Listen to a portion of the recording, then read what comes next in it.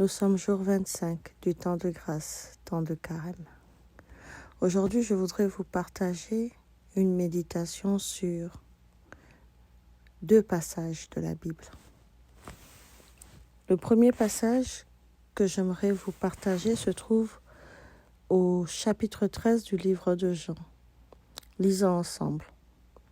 Avant la fête de Pâques, Jésus, sachant que son heure était venue de passer de ce monde au Père, et ayant aimé les siens qui étaient dans le monde, mit le comble à son amour pour eux. Pendant le souper, lorsque le diable avait déjà inspiré au cœur de Judas Iscariote, fils de Simon, le dessein de le livrer, Jésus, qui savait que le Père avait remis toutes choses entre ses mains, et qu'il était venu de Dieu et qu'il s'en allait à Dieu, se leva de table, ôta ses vêtements et prit un linge dont il se ceignit. Ensuite, il versa de l'eau dans un bassin et il se mit à laver les pieds des disciples et à les essuyer avec le linge dont il était ceint. Il vint donc à Simon-Pierre et Pierre lui dit : « Toi, Seigneur, tu me laves les pieds ?»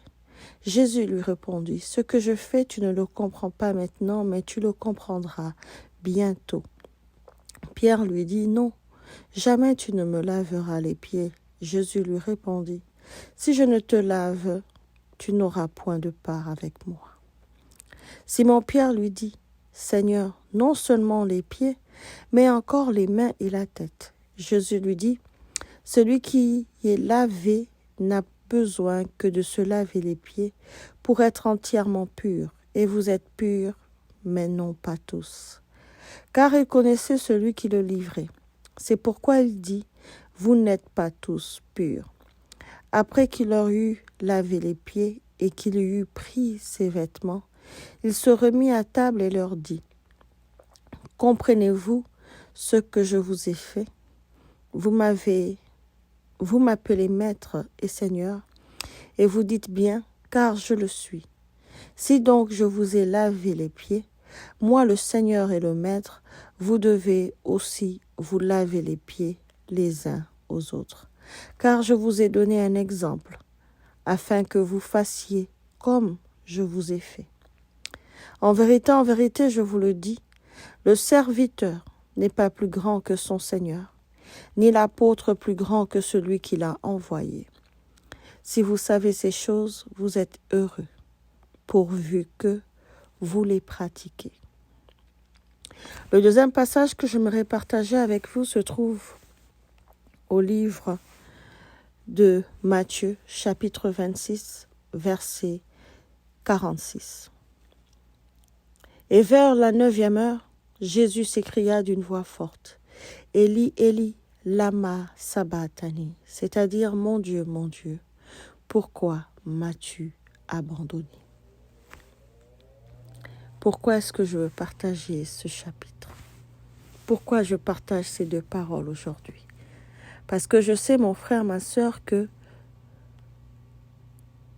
il y a un jour où arrivera le moment où, assurément dans l'épreuve, comme dirait mon Seigneur, en vérité, je vous le dis, il nous arrivera à un moment ou à un autre de dire : mon Dieu, pourquoi m'abandonnes-tu ?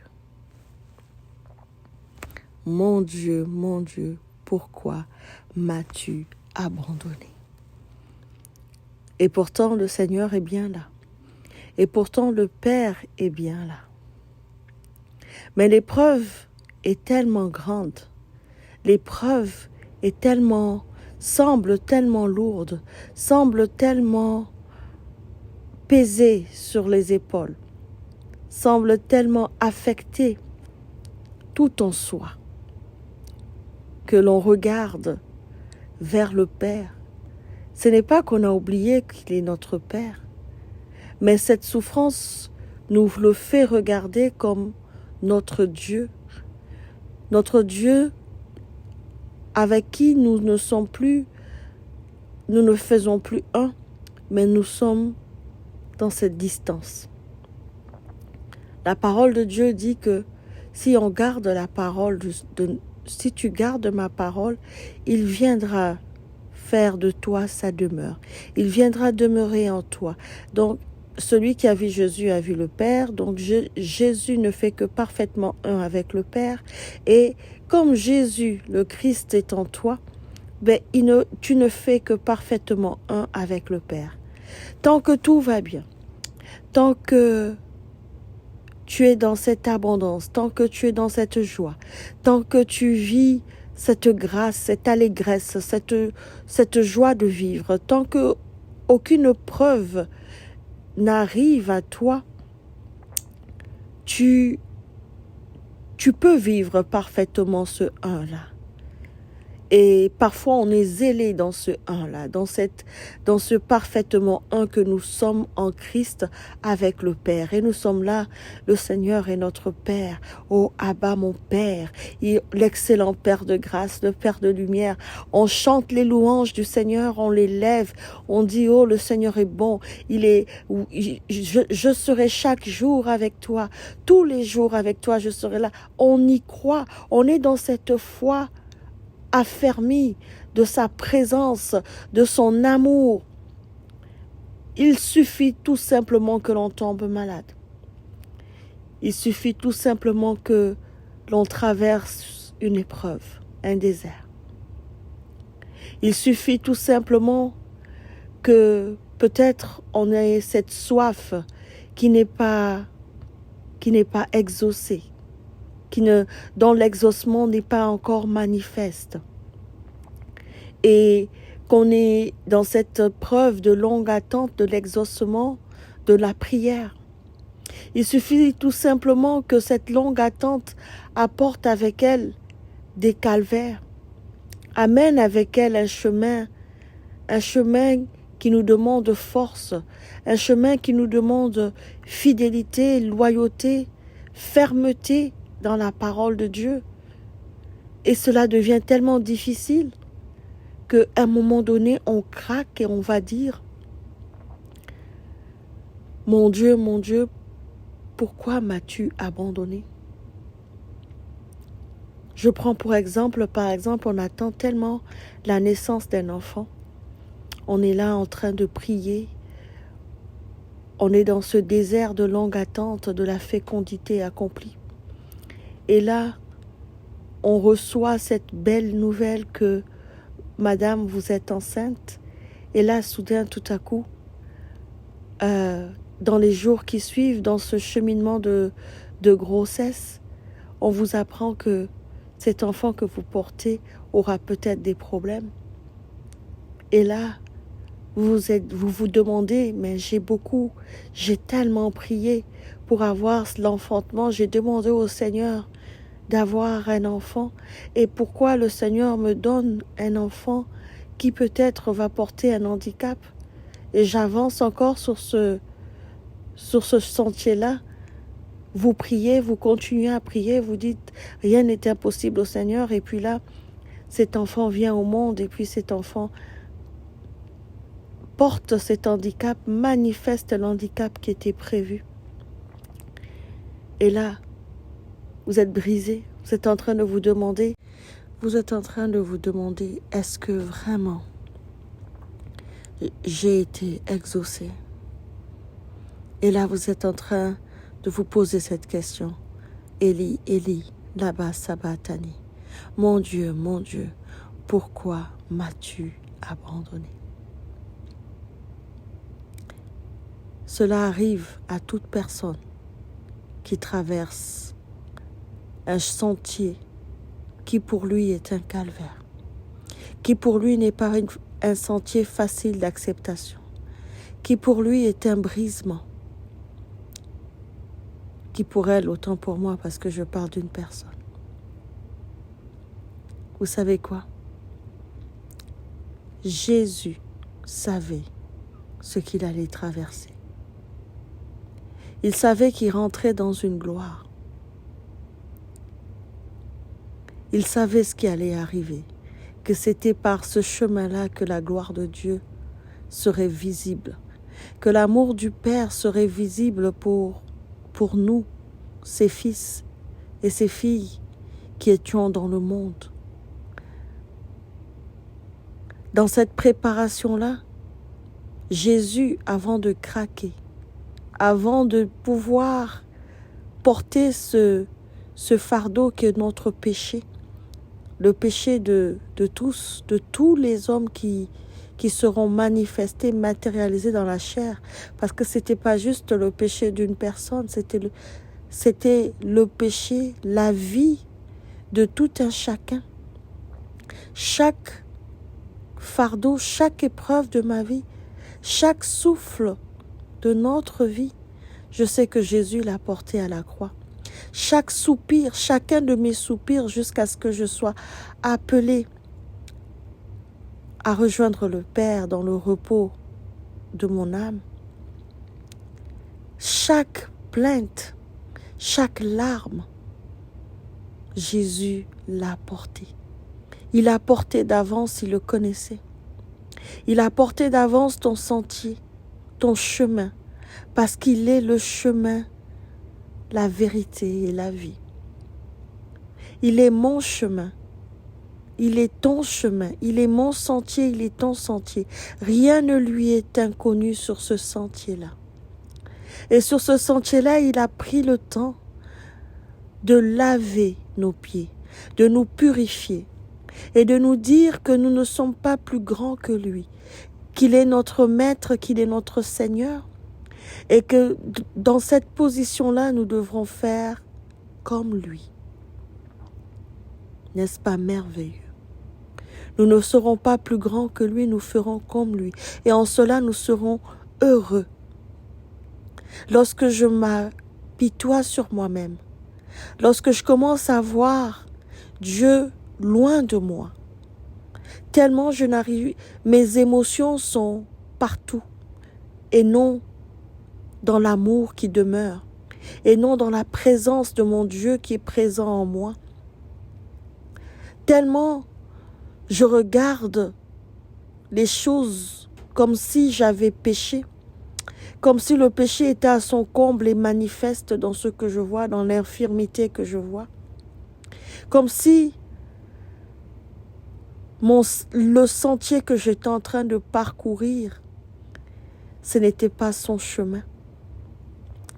Je le vois loin parce que j'ai l'impression que le péché parle. Le comble parle et que ce n'est pas le comble de l'amour qui est manifeste. Et je m'écrie, Élie, Élie, lama sabachthani. Mon Dieu, pourquoi m'as-tu abandonné? Je n'ai point péché. Je ne suis pas plus grand que le Maître. Je ne suis pas plus grand que mon Seigneur. Si lui, dans la chair des hommes, a crié de cette façon-là. Il a crié sachant la vérité. Quelle vérité? La vérité de l'éternité de la vie qui lui était réservée au 3e jour. Parce qu'il le savait qu'il y avait la résurrection. Il le savait que parce que juste après, il a remis son esprit et il est mort juste après. Parce que le salaire du péché était la mort. Et pour aller chercher, pour que les portes du séjour de mort ne prévaut plus sur nos vies, il fallait qu'il passe par la mort, afin que les clés de la mort, les clés du séjour de mort lui soient remis et te soient remis à toi aussi. Il fallait qu'il aille en enfer. Il fallait que nous possédions toutes les clés. Il n'y a pas un chemin que notre Maître, que notre Seigneur n'a pas parcouru. Il nous a donné des clés à utiliser. Il nous a donné l'humilité de le regarder et de dire, je ne suis pas plus grand que le Maître, mais je suis comme le Maître. Et je peux faire tout ce que le Maître fait. Et je dois faire tout ce que le Maître fait. Parce que dans Jean 13, il nous dit très bien qu'on doit le faire les uns les autres. Et quand je vois mon frère le faire, je ne dois pas le condamner en lui disant « Pourquoi parles-tu ainsi? Tu parles mal. » Il n'a point mal parlé. Il a parlé comme le maître. Et il est juste et bon de le dire. Tout ce qu'a dit le maître, j'aimerais le dire. Le Seigneur a dit « Je ne fais que ce que le Père, ce que je vois le Père faire et ce que le Père fait. Je ne fais que ce que le Père a fait. Je ne veux pas faire moins, je ne veux pas faire plus. Bien qu'il ait dit qu'on fera plus que lui, si je peux juste faire à suffisance ce qu'il fait, cela me suffit. »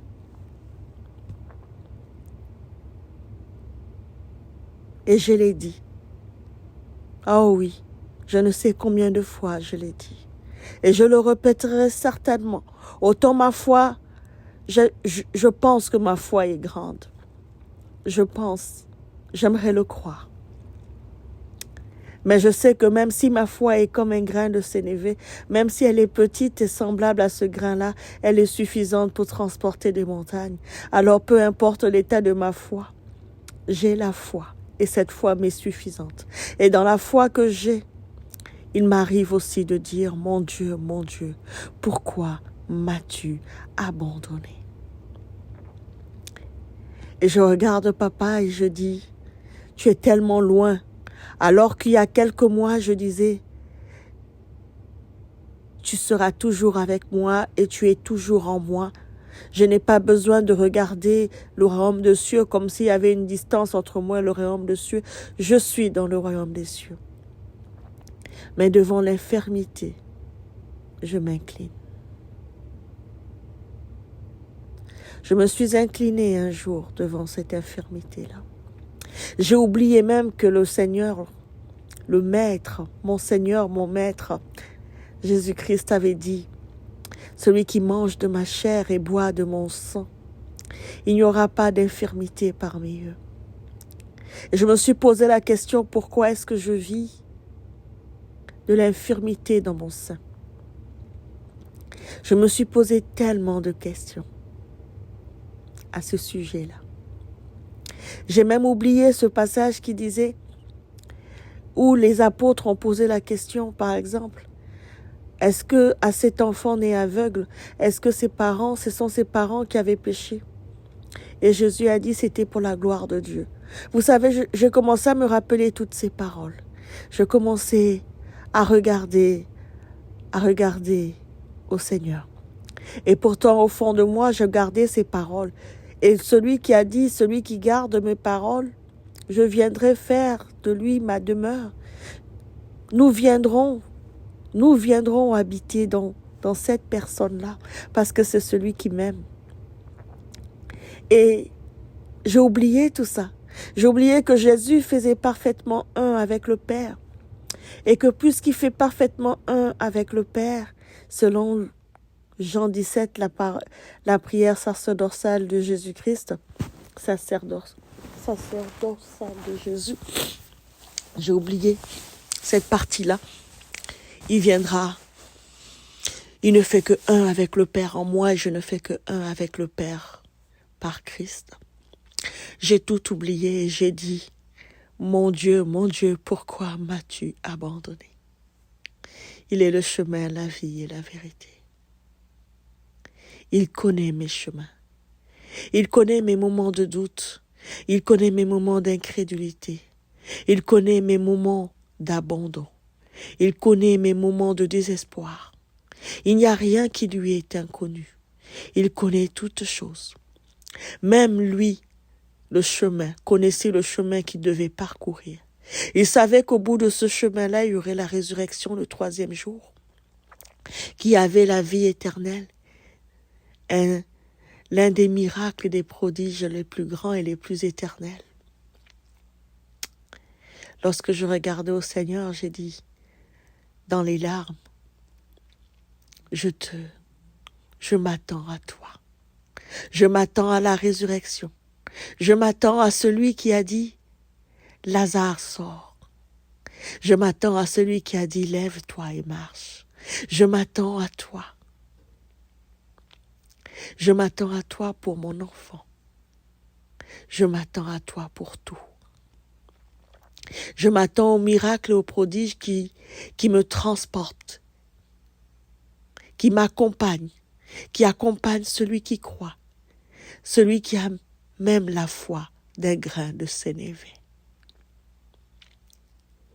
Je m'attends à pouvoir dire,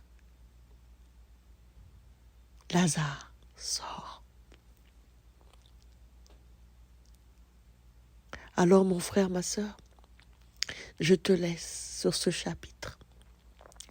Jean 13, Matthieu 27, verset 46. Je te laisse méditer là-dessus. Il est juste bon. Que veux-tu dire au Seigneur aujourd'hui? Que veux-tu dire au Père? Qu'as-tu fait dans le passé qui te fait te culpabiliser? Étais-tu vraiment loin de ce que le Seigneur a fait? As-tu fait quelque chose réellement de mal? Vous savez, parfois nous traînons avec nous des culpabilisations, une culpabilité qui n'a pas lieu d'être. On se sent coupable de nos comportements, de notre manière de prier. Et puis là, on pense que notre foi tangue, qu'on n'est pas assez ferme, qu'on n'est pas assez loyal, assez fidèle en notre Seigneur. Penses-tu que Jésus était infidèle à la croix? Il était le Seigneur, il était le Maître, il était le Père. Mais il a dit qu'on n'est pas plus grand que le Maître, on n'est pas plus grand, que l'apôtre, le messager, n'est pas plus grand.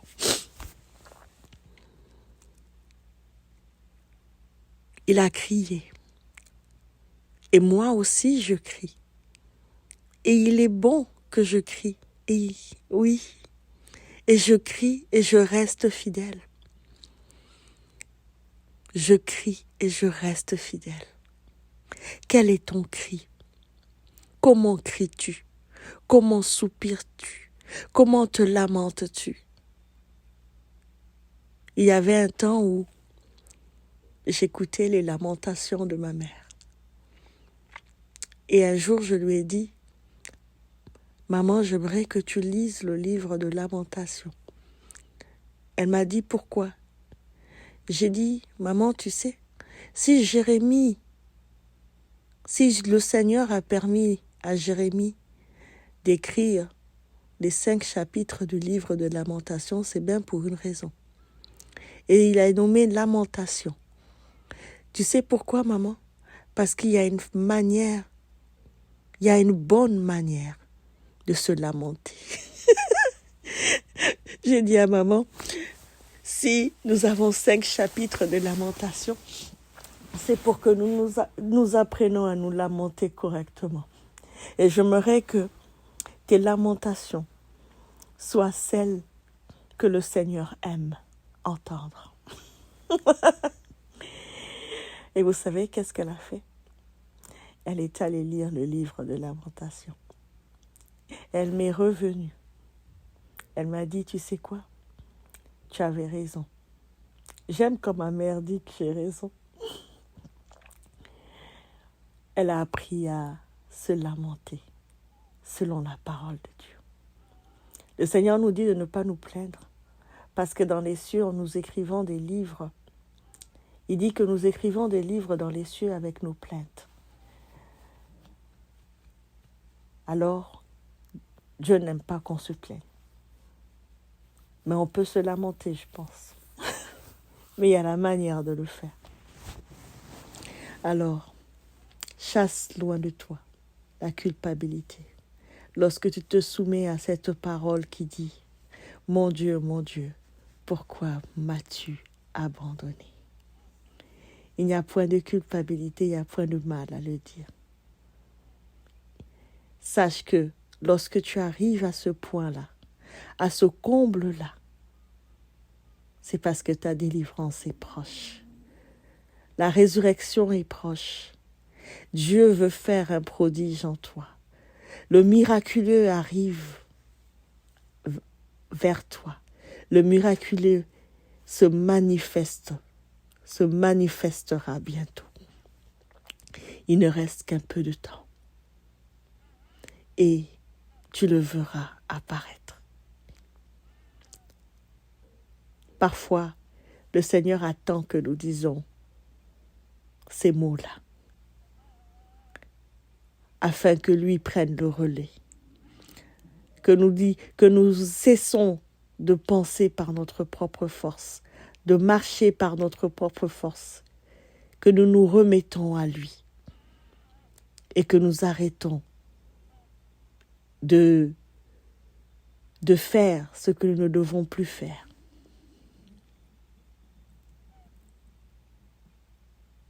Père, aujourd'hui j'ai voulu partager ces deux paroles. Jean chapitre 13 et dans Matthieu chapitre 27. Je ne sais pas ce que tu veux faire. Je ne sais pas comment tu veux répondre aux cris de chacun. Mais je sais que tu réponds aux cris de chacun aujourd'hui. Je sais que tu réponds à la situation de chaque personne. Aujourd'hui, mon frère et ma sœur vont te présenter des situations de calvaire, des situations dans lesquelles ils n'ont plus de force.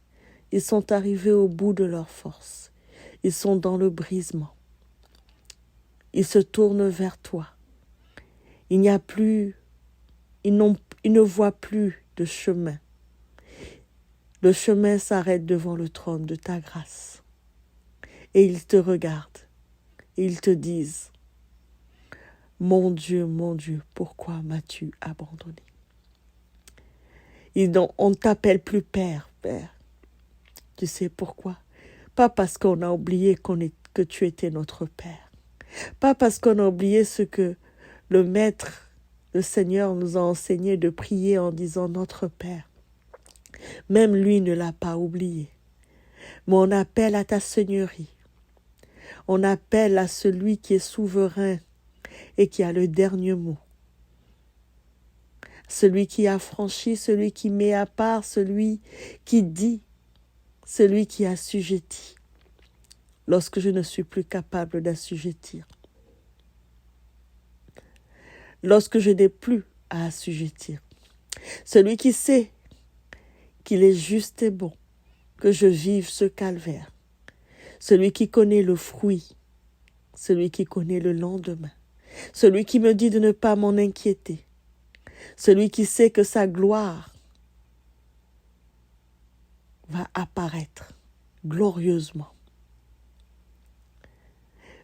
Père, c'est vers toi que je viens. Je viens te dire, dans ces situations où tu veux que je le dise, mon Dieu, pourquoi m'as-tu abandonné? Dans ces situations où je me sens abandonné, je viens te dire, Père, prends le relais. Prends le relais. Eli, Eli, lama sabachthani. Je n'ai que toi, et je ne regarde qu'à toi. Je lève mes yeux pour chacune des situations que je vis. Et je dis, que ta main soit, que ta lumière soit, que ton sel y soit, que ta vie y soit, que ta résurrection y soit, que l'esprit de vie prenne le relais, que l'aide y soit. Si je devais être enseigné, que l'enseignement soit. Si mon caractère devait être formé, que le caractère soit formé. Si je devais connaître le chemin, afin de connaître ta vérité et que cette vérité me sanctifie, que cela soit. Que ta volonté soit faite sur la terre, comme au ciel, dans ma vie, dans la vie de ce frère et dans la vie de cette sœur. Que le prodige et le miracle soit. que ta seigneurie règne. Nous ne sommes pas plus grands que le Maître, mais nous sommes venus faire comme le Maître, comme le Seigneur. Notre Père qui es aux cieux, que ton nom soit sanctifié, que ton règne vienne, que ta volonté soit faite sur la terre comme au ciel. Donne-nous aujourd'hui notre pain de ce jour, pardonne-nous nos offenses comme nous pardonnons aussi à ceux qui nous ont offensés. Et ne nous laisse pas entrer en tentation, mais délivre-nous du mal. Car c'est à toi qu'appartiennent le règne, la puissance et la gloire, pour les siècles des siècles. Amen. C'est par Christ et au nom de Jésus-Christ que j'ai prié et que j'ai partagé cette méditation avec vous. Shalom. Bonne journée, bonne nuit, dépendamment de où ce partage te rejoint. Que ce moment soit un moment puissant de gloire et que la gloire de Dieu soit répandue dans ta vie et que le miraculeux et le prodigieux soit au nom puissant de Jésus-Christ. Amen.